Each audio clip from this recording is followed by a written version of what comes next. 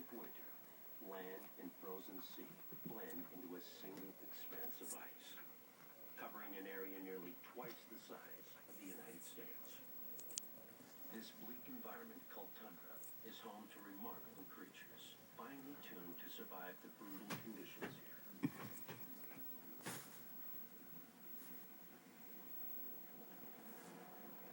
One Arctic resident has been honing his survival skills for millennia.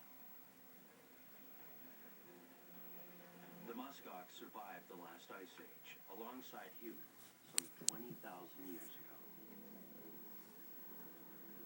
Winter temperatures of 34 degrees below zero are easy to withstand for the muskox, with his thick insulating layer of underwool called kiviat.